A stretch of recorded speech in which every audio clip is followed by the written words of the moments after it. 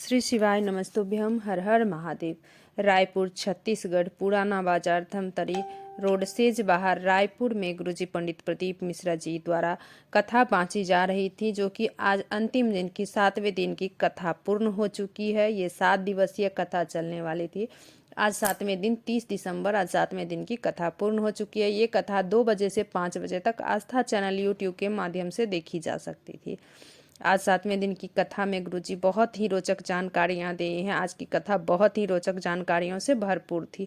आज की कथा में गुरुजी कुल 15 उपयोगी पत्र सहित 15 उपयोगी जानकारियां दिए हैं। आज की कथा में गुरुजी बिल्कुल नए उपाय की जानकारियां दिए हैं, जो कि आप किसी भी दिन कर सकते हैं। आप कल साल के अंतिम दिवस ये है तो कल भी आप कर सकते हैं, किसी भी दिन इस उपाय को कर सकते हैं।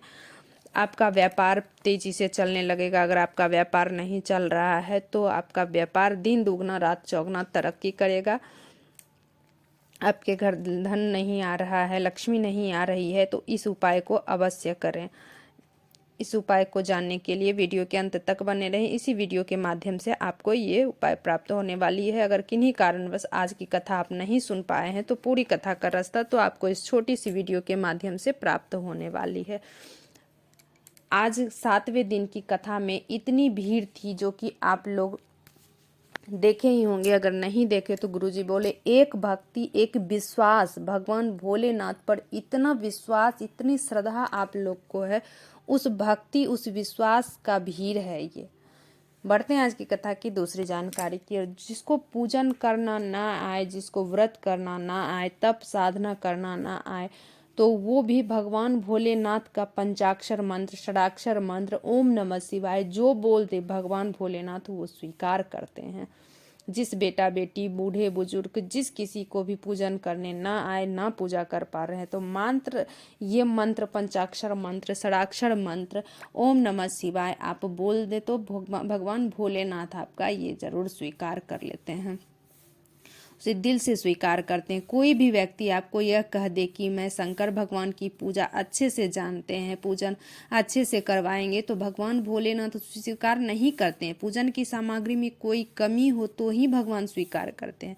अगर आप पशुपति का व्रत कर रहे हो या कोई भी व्रत कर रहे हो, मंदिर गए हो और घर पे कुछ भूल गए हो, तो समझ लो भगवान भोलेनाथ आपके व्रत को, आपके उपासना को स्वीकार कर लिए हैं। गुरुजी विशेष कर ये भी बोले हैं कि जानबूझ के कोई मंदिर जा रहे हैं तो जानबूझ के घर में कोई भी सामग्री ना छोड़ें, भूल जाने से ही ये होता है। बढ़ते हैं आज की कथा की अगली जानकारी की ओर। आप किसी को कुछ मत दो, किसी को दान दो या ना दो, पर आप जो 1 लोटा जल चढ़ा रहे हो भोलेनाथ पर, तो आपका मुख कोई देखता है तो उसका भी कल्याण हो जाता है। बढ़ते हैं आज की कथा की अगली जानकारी की ओर। भगवती जी का पत्र आया। मेरा बेटा और भांजा पिछले 7 साल से नौकरी की तैयारी कर रहा था। हताश हो गया, नौकरी नहीं हो रहा था। हताश हो गया, अब हिम्मत हार गया कि अब नहीं होगा। क्या बोला, मेरे किस्मत में नौकरी ही नहीं है। तब मैं अपने बेटे को भोलेनाथ के मंदिर में जल चढ़ाने को भेजी। प्रतिदिन जाता था। 5 पंडाल में कथा सुनी। बाबा से विनय की, बाबा मेरे बेटे और भांजे को नौकरी दे दे। बाबा ने नौकरी दे दी। मेरे बेटे को सब इंस्पेक्टर और भांजा आर्मी के पद पर कार्यरत है। उसी का आभार व्यक्त करने हम कथा पंडाल में आए हैं। बढ़ते हैं आज की कथा की अगली जानकारी की ओर।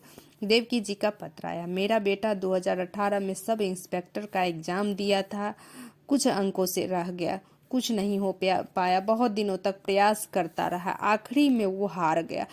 फिर आखिरी में मैं क्या कि कुबरेश्वर धाम गया। मैं बेटे को लेकर के गई, कंकर शंकर की पूजा की, कथा सुनी, कुबरेश्वर धाम की कथा सुना। मेरा बेटा सब इंस्पेक्टर पर कार्यरत है। उसी का आभार व्यक्त करने हम कथा पंडाल में आए हैं। कालेंद्र जी पत्र लेकर आए। गुरुजी, मैं कक्षा 12वीं में नौकरी की तैयारी कर रहा। मेरी माता आपकी कथा टीवी पर सुनती है। मैं पशुपति व्रत किया, मेरा नौकरी लग गया। उसी का आभार व्यक्त करने हम कथा पंडाल में आए हैं। लता जी पत्र लेकर आई। 1 लोटे जल का मैं क्या गुणगान करूं गुरुदेव। 7 साल से कंपटीशन की तैयारी कर रहा कि एसआई का एग्ज़ाम दिया, कोई फल नहीं मिला। उसके बाद बाबा कथा पंडाल में मैं कथा सुनी। उसके बाद 2024 में एसआई के पद पर कार्यरत हूँ। उसी का आभार व्यक्त करने कथा पंडाल में आए। आरती जी का पत्र लेकर आई। एक लोटे जल का मैं क्या वर्णन करूँ, आपकी कथा पंडाल में सुनी। अपने छोटे बेटे को पंडाल में कथा सुनाई, बाबा की सेवा में लगा दी, बेलपत्री में शहद लगा कर गया।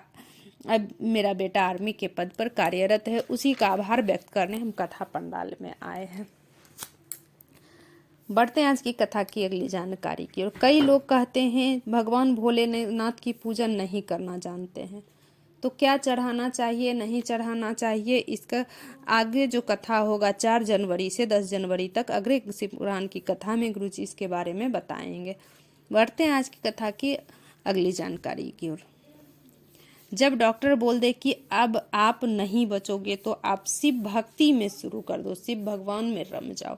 बढ़ते हैं आज की कथा की अगली जानकारी की ओर। जिस दिन आप बहुत चिंता में हैं, टेंशन में हैं, तो प्रयास करें आप लोग ओम शब्द का नाम लंबा खींचकर बोलना है।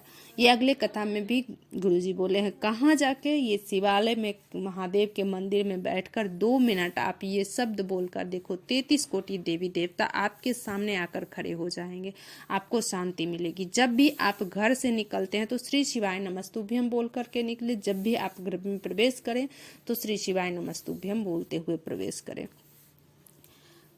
भगवान आपका बेड़ा पार करेंगे। श्री शिवाय नमस्तुभ्यम जरूर बोले, तभी भगवान पूजा स्वीकार करते हैं। बढ़ते हैं आज की कथा की अगली जानकारी। जिसके गले में रुद्राक्ष रहता है तो यमराज भी उस व्यक्ति को ले जाने के लिए भगवान भोलेनाथ से आज्ञा लेते हैं, तभी तो वो उस व्यक्ति को ले जा सकता है। जिस व्यक्ति के गले में रुद्राक्ष हो, एक मुखी हो, एक मुखी से 21 मुखी तक रुद्राक्ष होता है, तो किस हर के गले में ये रुद्राक्ष होनी चाहिए। बढ़ते हैं आज की कथा की अगली जानकारी की ओर। उपेंद्र जी पत्र लेकर आए। एक लोटे जल का मैं क्या वर्णन करूं, मेरी शादी को 20 साल हो गए थे। बहुत इलाज कराई, पंडित सर्प दोष बताया, पूजा कराई, लोग मुझे बांझ कहते थे। मेरी दीदी आपकी कथा सुनने को कही। गुरुजी मैं आपका बताया हुआ आंकड़े का जर का प्रयोग की। मैं सिहोर गई, कंकर शंकर की पूजा की, कथा पंडाल में कथा सुनी, मेरा गर्भ ठहर गया। तब डॉक्टर बोला तुम्हारा गर्भ तो में बच्चा विकलांग है। तब मैं बाबा पे जल चढ़ा के पीती रही, श्री शिवाय नमस्तुभ्यम बोलती रही। बाबा की कृपा से मेरा बच्चा स्वस्थ जन्म लिया है। बाबा ने मुझे 20 साल बाद पुत्र दिया है। उसी का आभार व्यक्त करने हम कथा पंडाल में आए। बढ़ते हैं आज की कथा की अगली जानकारी की ओर। अगर कहीं जाना हो तो रजोधर्म हो तो शिवलिंग की पूजा कैसे करें। तो आप अगर कहीं जाना हो तो 1 अक्षत का दाना, मात्र 1 अक्षत का दाना और 1 बेलपत्री आप वहाँ पे रख के जाइए, शिवलिंग के पास रख दें तो आपका वो भगवान स्वीकार कर लेते हैं। आप कितना दिन रहिए, 1 सप्ताह रह जाइए, 10 सप्ताह कहीं भी आप रह सकते हैं, लेकिन आप इस उपाय को 1 अक्षत का दाना और 1 बेलपत्री रख करके ही जाएं। अब आज का जो विशेष उपाय गुरुजी बताए हैं, आपकी व्यापार नहीं चल रहा है, आपके घर लक्ष्मी नहीं आ रही है, तो व्यापार 3 दुगना रात चौगना तरक्की कर ले। करना क्या है, आपको 1 बेलपत्री लेनी है, बस 1 बेलपत्री आपको लेनी है। 1 कलश जल लेना है आपको। 1 बेलपत्री और 1 कलश लेकर के आप किसी भी आसपास के शिवालय में चले जाएं और शिवालय में जाकर के बैठ के आप वो बेलपत्री भगवान भोलेनाथ को समर्पित कर दें। वटकेश्वर महादेव के नाम से आपको ये उपाय करना है। वटकेश्वर महादेव के नाम से 1 बेलपत्री महादेव पे समर्पित कर दें।